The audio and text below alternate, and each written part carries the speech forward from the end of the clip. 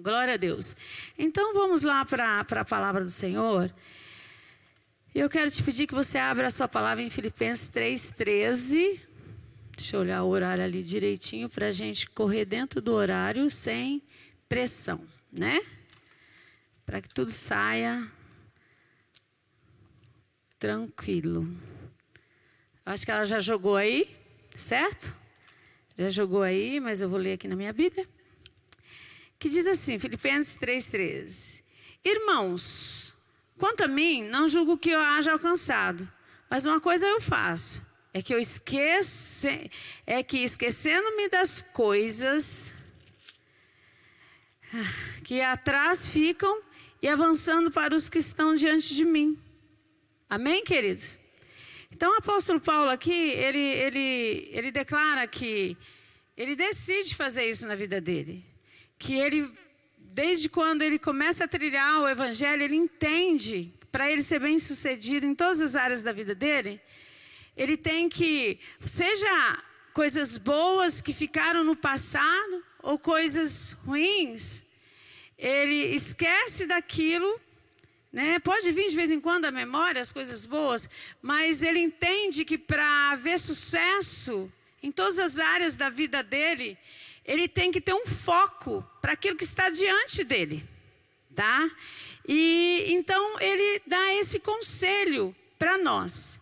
E hoje nós vamos falar de propósito e foco, tá? Muitas vezes nós nos frustramos porque nós não conseguimos focar naquilo que Deus tem para nós. E por que nós não conseguimos focar?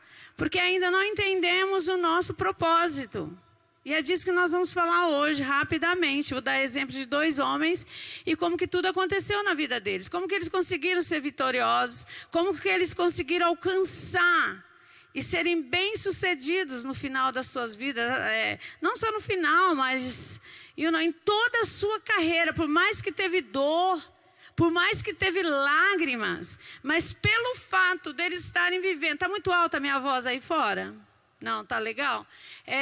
Mas pelo fato deles entenderem o propósito e entenderem o processo do propósito e não recuar e não olhar para trás, eles chegaram onde eles chegaram. Tá? Vocês estão comigo? E eu quero dar uma introdução aqui rapidamente, tá, gente? A vida ela é feita de escolhas. A todo momento estamos tomando decisões. Você já acorda tomando decisões. Já reparou isso? Você já acorda tomando decisões na sua vida. Algumas delas tomamos decisões positivas. Outras, né? Quando nós nos deixamos levar pelas nossas emoções, nós tomamos decisões negativas, tá? Alguns são são impulsionados a atingir o melhor. Outros não conseguem alcançar aquilo que é melhor para ele, né? Achando que está fazendo a coisa certa, mas depois ele descobre que ele foi por um caminho errado. Mas isso é absolutamente normal nas nossas vidas. Nós estamos num tempo de aprendizagem. Muitas vezes fazemos escolhas acertadas, tá? E muitas vezes fazemos escolhas não acertadas, tá? As lutas, muitas vezes as lutas que merecem o nosso empenho. Entenda isso, vem lutas às vezes na nossa vida que merece o nosso empenho, que merece a nossa dedicação, que merece a nossa constância ali naquela situação que nós estamos passando, tá? E outras que vêm só para sugar nossas energias. Vem só para tirar a nossa força, porque não vai mudar em nada, não vai acrescentar em nada. Pelo contrário, aquilo vem e aquelas decisões que nós tomamos nos tira do foco e do propósito que Deus tem para a nossa vida, tá? Há batalhas dignas, guerras dignas, tá? De serem travadas. Tá? Chegou uma guerra, chegou uma batalha. Não, eu não vou baixar a arma. Eu vou lutar, eu vou guerrear, porque essa batalha é digna. Há um aí por trás de tudo isso, algo extraordinário para acontecer. Então eu parto para cima e não vou recuar. tá? E também há certas batalhas que vêm, isso que eu quero que vocês entendam, para tirar o nosso foco, para tirar a gente do propósito e do foco que nós precisamos ter. Quando o apóstolo Paulo diz aqui para nós já vamos entrar nisso, tá? Para desviar a nossa atenção e dessa forma a gente perder a batalha. Mas a conclusão que eu quero chegar, todos os dias nós temos que tomar decisão. Todos os dias há uma luta a ser travada. Todos os dias há uma decisão a ser tomada. E é o momento no qual nós, então, temos que estar focados. E o maior problema de hoje é a confusão nas mentes. São muitas vozes que nos rodeiam. São muitas opiniões. São muitas pessoas dizendo, não, isso é bom, não, isso não é bom. Se fosse você fazia, se fosse você não fazia. E pelo fato de você não estar ali ainda entendendo o propósito no qual Deus chamou para realizar na terra, você acaba se perdendo no meio dessas vozes e daí vem as frustrações da vida, tá? E o que eu quero dizer para você é o seguinte, todos que andam olhando, o que faz você perder o foco? O passado. Quem vive nas lembranças do passado, perde o foco daquilo que está diante de você. É como você entrar num carro e começar a dirigir, e você, em vez de você olhar para frente, você fica o tempo todo olhando para o retrovisor daquilo que vai ficando para trás. E muitas vezes é assim que nós andamos. Nós preferimos ficar olhando para o retrovisor do passado, para o retrovisor da alma do passado, tá? Do que olharmos para aquilo que nós estamos caminhando para atingir. E o que acontece? Quando nós distraímos olhando para trás, e quando a gente percebe, se você está numa 78, numa 280 da vida, se você não focar para frente, automaticamente, de repente, alguém pode brecar e você bater com tudo naquele carro e causar um grande acidente, não só com aquela pessoa, mas na sua vida, porque você estava olhando para aquilo que estava ficando para trás. E eu quero dizer para vocês que o que ficou para trás, ficou. Seja bom, tem pessoas que vivem na questão de, naquele tempo a igreja era melhor. Estou falando de uma forma geral. Naquele tempo as pessoas eram batizadas mais com o Espírito Santo. Naquele tempo havia mais respeito nas famílias, concordo com tudo isso. Naquele tempo a América era uma benção, as pessoas ficavam procurando gente para trabalhar na rua. Hoje está faltando trabalho, mas foi naquele tempo. E nós não podemos estar presos àquele tempo. Nós temos que estar focados no hoje, no que está acontecendo hoje. Qual o propósito de Deus para mim hoje, nesse dia, a cada manhã, a cada semana. Porque senão nós vamos ficar vivendo esse passado que vai nos paralisar. E você vai começar a ver um monte de pessoas caminhando, crescendo, possuindo, crescendo espiritualmente, sendo curados emocionalmente. E você está lá atrás. E fala, por que essa pessoa consegue, sendo que eu sou muito mais capacitado do que ela, eu tenho muito mais condições, seja isso dentro da família também, seja isso nos negócios também. Mas o que acontece? A diferença é que aquela pessoa entendeu o que o apóstolo Paulo falou. Não perca o foco, descubra o seu propósito e parte para cima, porque as coisas que ficaram para trás ficaram. E você começa a ver aquela pessoa crescer e desenvolver de uma forma extraordinária. Paulo, sabendo disso, ele diz, gente, é como se ele estivesse dizendo, gente, precisamos esquecer as coisas que estão lá atrás. Vocês querem ter sucesso? Vocês querem alcançar tudo aquilo que Deus tem para vocês em todas as áreas? Esqueçam. Vamos focar, porque há algo extraordinário para a minha vida e para a sua vida a ser conquistado. E você só vai descobrir a hora que você tirar o olho lá de trás e começar a dizer, Deus, revela para mim o que está à minha frente. Porque quando a gente fala aquilo que está à minha frente, a gente só pensa no céu. Não, quando o apóstolo Paulo está falando o céu está garantido para quem se permanecer. Mas Paulo está dizendo assim, olha, foquem no que está diante de vocês, porque há uma missão para cada um de vocês, de uma forma individual. Há um propósito diferente para vocês, de uma forma individual. Então vocês têm que focar em Deus, vocês têm que focar no propósito, para que vocês comecem a desenvolver e a chegar a lugares que vocês menos imaginam, a partir do momento em que vocês entenderem o que é focar ao que está diante de vós. É sério, gente. Isso abrange muita coisa. Tá? Abrange muita coisa. Agora, o que acontece? Muitas vezes o que nos paralisa é o nosso estado emocional. Na maioria das vezes, não é nem o espiritual. Porque o espiritual, Deus é maior mesmo. Se nós estamos no óleo, a gente vai ali, manda Satanás sair da nossa frente. E se não sair, a gente pisa mesmo, que a Bíblia diz que Ele nos deu poder para pisar de serpente a escorpião, tá? Então, muitas vezes o espiritual tá bom. Mas se o emocional estiver destruído, aí o que acontece? Nós não vamos conseguir continuar. Então, o que eu percebo às vezes? Que nessa caminhada de seguirmos em frente, você não pode levar cargas. E a maioria das pessoas, elas carregam aquelas malas. Eu lembro quando eu morava em São Paulo, com todo respeito, quem é de São Paulo aqui? Para os nordestinos, na época, hoje eu acho que isso já mudou, isso tem 31 anos atrás. Eles virem para São Paulo, era como a gente está vindo para os Estados Unidos. Certo, gente? Era assim. E eles chegavam com aquelas malas gigantes, carregando nas costas, até assim, ó. Tá? Muito grande, muito pesada. E o que eu quero trazer para nós nesse dia?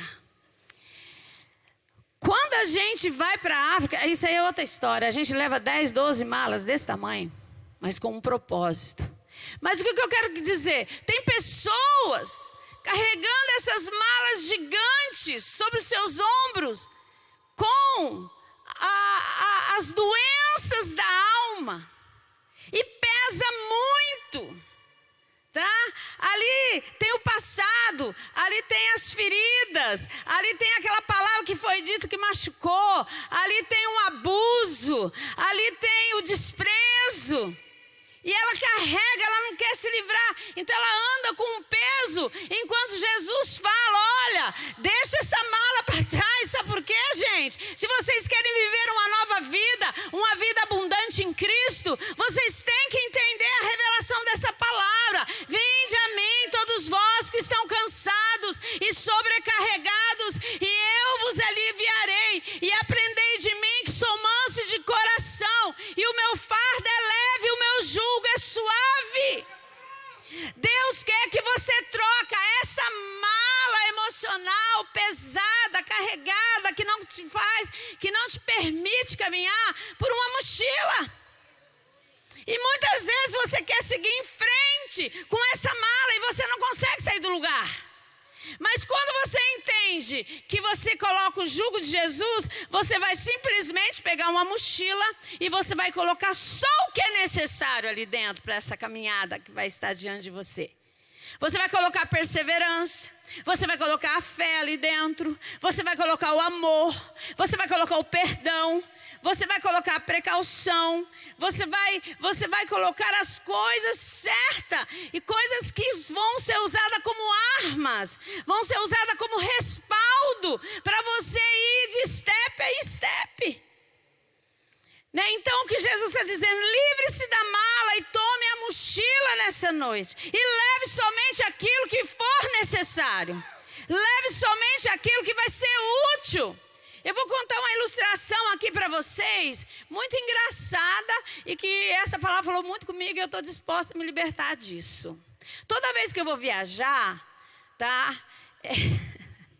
Toda vez que nós vamos viajar, eu faço uma mala desse tamanho.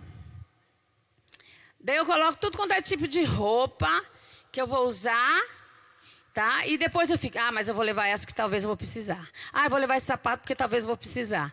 Eu vou levar esse suéter porque talvez eu vou precisar. E o que acontece? Essa mala, ela se torna uma mala muito grande e ocupa um espaço muito grande. Então estou levando para a minha viagem um peso desnecessário, tá? E ocupando um lugar desnecessário. E uma das maiores que o Zacarias bate de frente comigo é: mulher, por que você está levando tanta roupa? Você não precisa levar esse tanto de roupa, você não vai usar, toda vez que você leva, você não usa. Mas eu insisto e levo, e eu falei para Deus, a partir de hoje eu não levo mais. Eu vou levar só aquilo que realmente eu vou usar. E outra coisa, e quando você chega naquele lugar, que você encontra coisas legais que você quer trazer, não tem espaço. Porque a mala está lotada. E o que Jesus está dizendo hoje você vai abrir essa mala aí, você vai começar a tirar tudo. Então, aquele monte de roupa que eu levava e sapato que eu levava, era suposto ficar para trás. Era suposto ficar lá na minha casa. Por que eu tinha que levar ali diante daquilo que estava diante de mim? Só para me atrapalhar. Só para me ouvir o Zacarias ficar falando na minha cabeça. E com razão. E com razão, então, e trazendo para nós isso, gente. Temos que tirar toda essa sujeira, toda essa bagagem, largar. A partir de hoje eu não viajo na minha vida espiritual, na minha vida emocional. Eu vou rejeitar essa mala que só causa peso nos meus ombros, que atrapalha a minha visão, e vou tomar conta dessa mochila que o Senhor Jesus hoje vai estar entregando para você. E Ele vai dizer: a partir de hoje, é com essa mochila que você vai viajar até chegar aquele grande dia.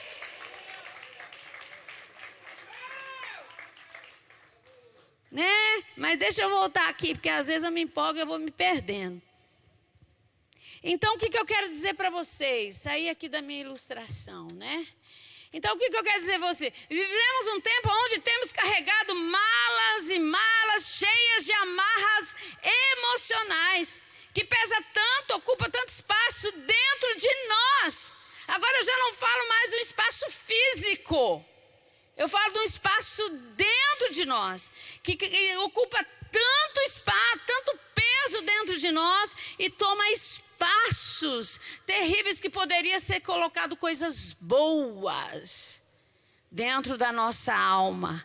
Mas por essa mala ela está tão amarrada, com sentimentos tão terríveis lá do passado, que a gente acaba aí virando escravo desse peso, dessa carga. Enquanto Jesus está dizendo hoje: eu não quero mais escravo. Vocês não são mais escravos, vocês são filhos. Vocês são amigos. Tá? É o que o Senhor está dizendo para nós nessa noite. E o que acontece? E dentro dessa mala a gente coloca muitos sonhos. Quem tem sonho aqui, levanta a mão, porque quem não sonha está morto. Tá? A gente coloca ali no meio daquela bagunça toda, daqueles conflitos todos, os nossos sonhos, que é diferente de propósito, queridos. E o que acontece? Daí, pelo fato de estarmos assim, com a nossa alma abatida, com a nossa alma marcada pelas coisas negativas, os sonhos não acontecem. E é onde há uma geração de filhos de Deus frustrados dentro da igreja, amargurados dentro da igreja, porque seus sonhos não foram realizados. Eu posso te dizer porque seus sonhos não foram realizados, porque você ainda não descobriu o seu propósito. Porque o dia que você descobrir o seu propósito, os sonhos, eles serão. Por quê? Preste atenção. As pessoas confundem. A gente sonha mais do que tenta buscar o propósito. Só que é assim que funciona. Eu vou mostrar aqui para vocês. O propósito, ele está acima do sonho. Primeiro você cumpre o propósito e os sonhos, ele vem de uma forma natural. E nós estamos invertendo, nós estamos colocando os sonhos em cima do propósito.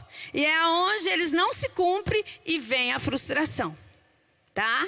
Vocês estão me entendendo? Tá? E eu vou dar um exemplo bem prático para vocês. José, por exemplo. José foi um menino que teve um sonho. Que a família, os irmãos se dobravam diante dele. Ele era um jovem, ele era inexperiente, ele era um menino puro, tá? Mas ele era o filhinho do papai. Ele era o preferido do papai. E quando ele teve aquele sonho, o que aconteceu com José? Ele endoidou. E na sua imaturidade, ele saiu correndo. E ele, eu creio, aqui até, eu coloquei o nome dos meninos aqui para mim não esquecer. E ele, eu creio que ele saiu ali para o meio ali de onde eles viviam, das tendas. Rubens, Simão, Levi, vem cá, eu tenho algo para contar para vocês. Judá, Dan, Naftali, vem para cá, cara, eu tenho algo para contar. Gade, né? E ele foi falando, Isacar, vem, eu preciso contar algo tremendo para vocês, né? E eles se reuniram e olhou assim e falou: olha, eu tive um sonho que descia um coisa de trigo e contou tudo ali, e vocês se dobravam na minha presença, né? O que aconteceu com aquilo ali? Ele carregava uma mochila, puro, obedecia o pai, tá? Só que os irmãos carregavam uma mala emocional pesada. Por quê? Qual era a mala? O que estava na mala desses irmãos? A mala deles, dos seus irmãos, estava ali, cheia de rejeição. Eles carregavam a rejeição, eles buscavam uma aceitação que nunca acontecia com a vida deles, e com certeza eles tinham um ressentimento com o pai, porque ele era um menininho de recado, ele foi colocado uma túnica fora de hora na vida dele como uma afronta para os seus irmãos sendo mais velhos, porque era para o irmão mais velho e não para ele aquela túnica, apesar de ter sido um plano de Deus, mas houve uma precipitação ali. E com isso, aflorou ainda mais a hemorragia e o sangramento que estava, e as feridas que estavam na vida dos seus irmãos. E eles transferiram tudo isso para José, porque ele disse que tinha tido um sonho.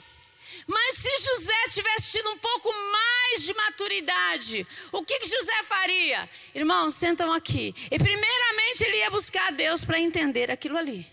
Senhor, eu tive esse sonho aqui, você tem como me explicar para me entender melhor o que está acontecendo? E sabe o que Deus ia falar para eles, irmão, no meu pensamento? Olha, eu te mostrei em forma de sonho, mas isso não é um sonho, esse é o propósito da sua vida. Esse é o propósito, te mostrei em forma de sonho, mas não é um sonho, é o propósito da sua vida. E se ele tivesse entendido isso, com certeza ele poderia ter passado para os seus irmãos, mas ele teria passado de uma forma totalmente diferente, no qual não causaria essa ira, tá? Então o que eu quero dizer para você? Mas José tinha sonho? Tinha. Com certeza ele tinha um sonho, mas aquilo que Deus mostrou para ele era o propósito. E com isso ele contando, cria ira, vocês já sabem, ele é jogado na cisterna, eles compram ele aparece lá no Egito. Daí o Potifar vai e compra ele. Mas aí é que eu quero dizer para vocês, queridos. Mesmo sem ele entender direito, ele sofreu muito com tudo aquilo. Tá? Mas ele decidiu que ele não perderia o foco. Ele não perderia o foco. Então, quando ele ficou na casa de Potifar, quando ele entrou ali como um escravo, tá? Ele falou: eu estou aqui como um escravo, mas eu tenho que focar e saber qual é a minha posição aqui, qual é o meu trabalho aqui, o que eu tenho que fazer com excelência. Até então eu fui arrancado do seio da minha família, eu fui arrancado do meu papaizinho, eu fui arrancado da proteção que eu tinha ali na minha casa, mas agora eu estou aqui, essa agora é a minha realidade. E é isso que nós temos que entender. Para de ficar vivendo no que você viveu lá atrás. O que você está vivendo hoje? Essa é a sua realidade, igreja. Tá? Essa agora é a minha realidade. Então, o que eu vou fazer com a minha realidade? Primeiro ponto, focar. E qual é o propósito? Tá? O propósito é o realizar que Deus tem para mim nessa casa. De repente, José, ele focou e ele disse, primeira coisa, eu vou colocar ordem nessa casa.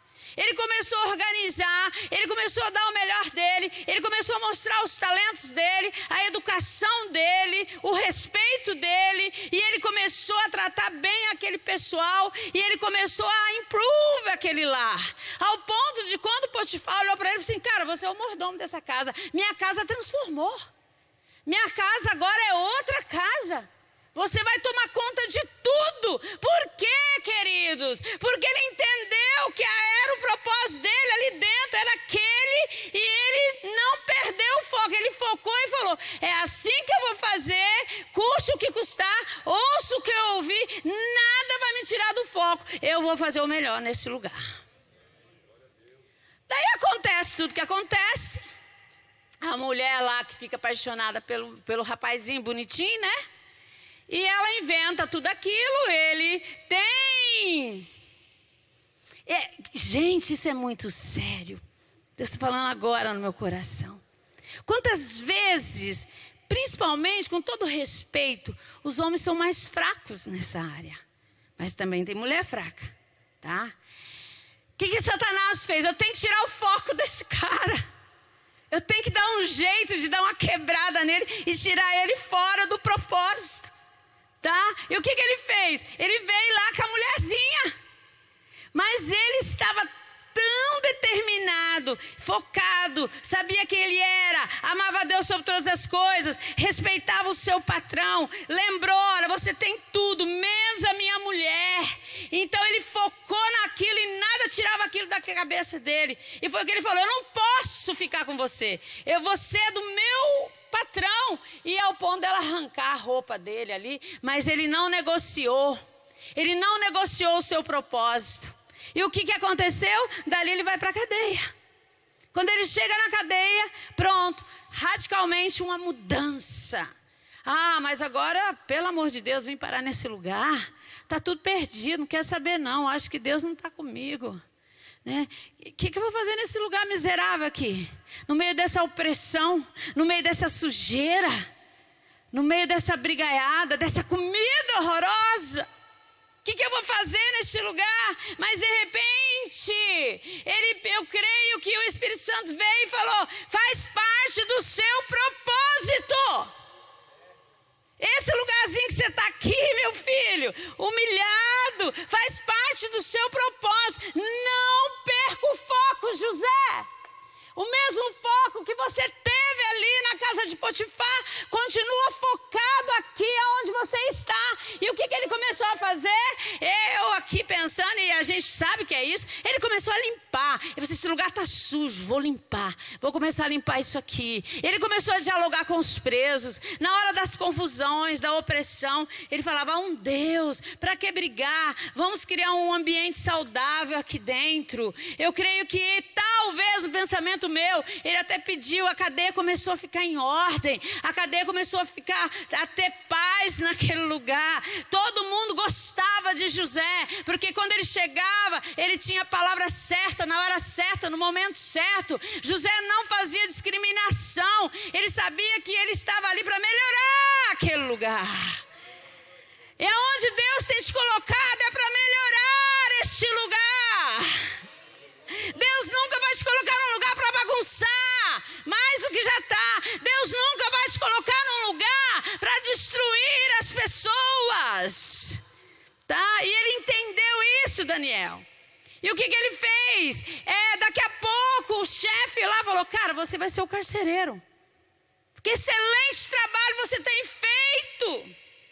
Tá? E foi quando ele realizou, ele começou a ser o carcereiro e muito bem aceito, porque dentro da mala, da mochila de José, ele carregava as coisas certas. Dentro daquela mochila estava a humildade, dentro daquela mochila estava a perseverança, dentro daquela mochila estava a fé, o amor indiferente a sua posição, se você é, se você não é, se você é rico, se você é pobre, ele não queria saber.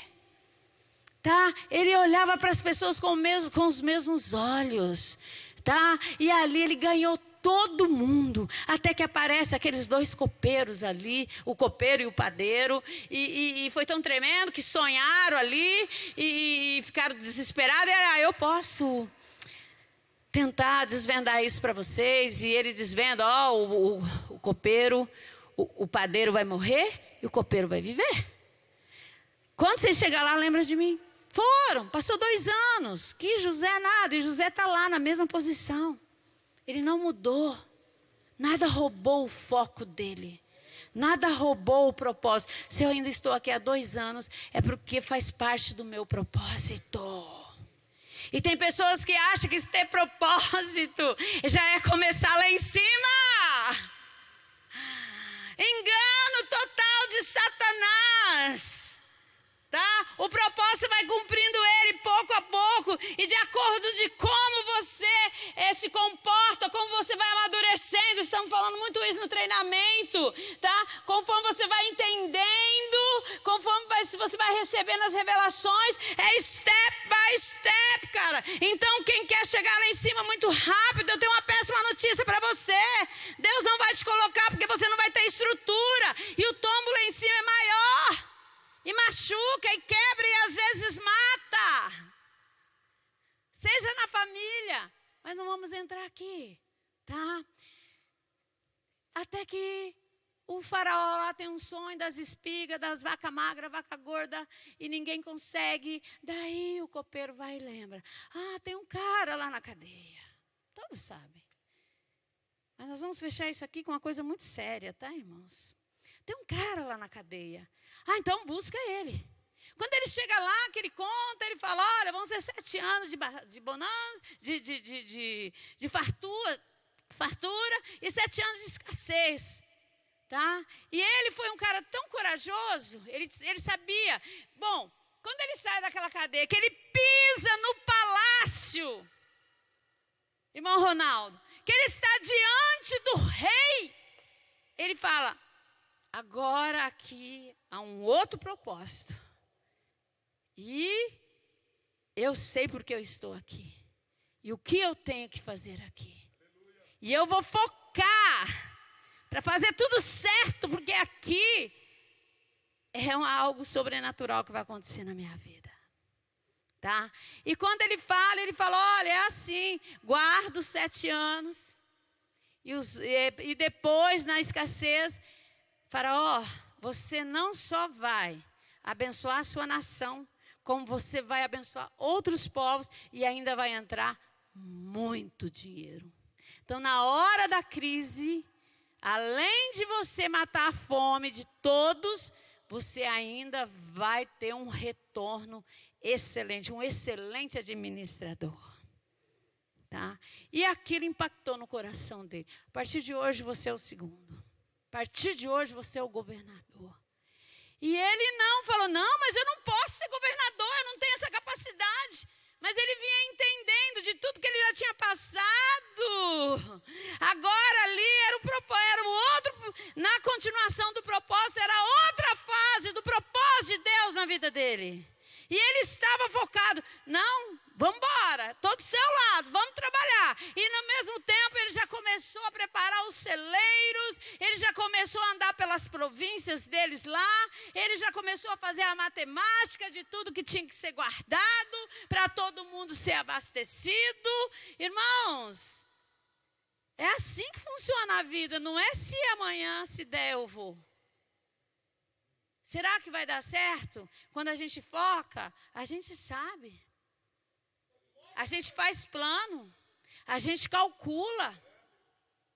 Entende? Com a família, com o ministério, com o trabalho, com o namoro, com tudo nessa vida. Tem que ser assim a vida, é assim que ela funciona. A vida, a gente brinca com a vidinha, mas a vidinha não brinca com a gente. Tá? E Deus nos dá essa capacidade. E quando ele ali assume, agora uma coisa eu falo para vocês. que veio a fome, tá? De repente, ele ficou 7 anos ali, preparando tudo. Agora eu falo para vocês, tinha algo na vida de José, porque o seu sonho ainda não tinha sido cumprido. Durante 7 anos, ele sendo governador, vai dar tempo, sendo governador, ele tendo carta branca, o anel de Faraó. Seria muito simples ele chegar para Faraó e dizer assim: Faraó, eu preciso achar a minha família. Eu preciso ir em busca da minha família, pelo menos do meu pai, da Diná. Eu preciso da minha irmã. Talvez ele nem falasse dos meus irmãos. Eu preciso saber se meu pai está vivo. Mas o que aconteceu? Aquela mágoa, ele se abriu, mas aquela parte familiar dele, ele colocou num quarto escuro da alma dele e ele trancou. Ele nunca mais mexeu. Ele nunca mais mexeu, porque doía. Porque toda vez que ele pensava, ele vinha tudo o passado. E ele entendeu, eu não posso olhar para trás. Porque se eu olhar para trás, eu não vou conseguir concluir. Mas Deus, sabendo disso, depois, quando ele percebe, está lá, os irmãos todos prostrados diante dele. E quando ele olha, ele entra em conflito. Ele entra em desespero, que ele não estava esperando por aquilo. E ele sai, e ele deixa alguém ali para resolver aquilo. E a cabeça dele deu um nó. E ele tentou de tudo para se vingar deles. Ele colocava eu quero meu irmão eu quero o rapaz mais novo aqui, seu irmão. Mas se nós trouxermos o nosso irmão, meu pai não vai suportar, porque nós já perdemos um. E nas conversações ele começa a olhar que aqueles irmãos estavam arrependidos e que todos aqueles anos, aqueles irmãos viveram um verdadeiro inferno. Eles viveram uma consciência pesada, eles não tiveram paz, eles viam o sofrimento do irmão, eles se arrependeram de tudo que eles tinham feito. E nas conversações ele começou a perceber isso, mas mesmo assim ele relutava, tá? Até que quando chega Benjamim, que ele consegue trazer Benjamim. E Deus disse para ele: você é um cara de muito sucesso, mas familiarmente você só vai poder ver seu sonho realizado se você perdoar. Para você ser completo, tem que haver um perdão. Porque o sonho de José não era isso. O sonho de José era ser amado e aceito pelos seus irmãos. Esse era o sonho de José. Esse era o que José esperava o tempo todo. E o que acontece? Quando José começa a entender, ele chora, ele chora, ele chora, ele chora. E de repente ele se levanta, ele toma coragem e ele se apresenta aos seus irmãos. E quando ele se apresenta aos seus irmãos, o que acontece? Os irmãos começam a chorar, os irmãos ficam chocados, eles começam a se abraçar, eles começam a chorar. E daí ele fala: vocês estão perdoados, porque hoje eu entendo que fazia parte do propósito. Se tudo isso não tivesse acontecido, hoje eu não poderia estar salvando a vida de vocês e de milhares de pessoas. E com isso os irmãos abraçaram, os irmãos disseram que o amava. E eu termino dizendo para vocês: primeiro o propósito, depois o sonho se realiza. Depois que ele cumpriu o propósito dele, ele se sentiu amado, abraçado, aceito pelos seus irmãos. Não porque ele tinha comida, mas pelos diálogos que já tinha havido. Ele viu arrependimento e quebrantamento e sofrimento durante todos aqueles anos na vida daqueles irmãos. E o que Deus está dizendo para nós hoje: joga a mala, toma a mochila, cumpre o propósito e os seus sonhos serão realizados. Amém?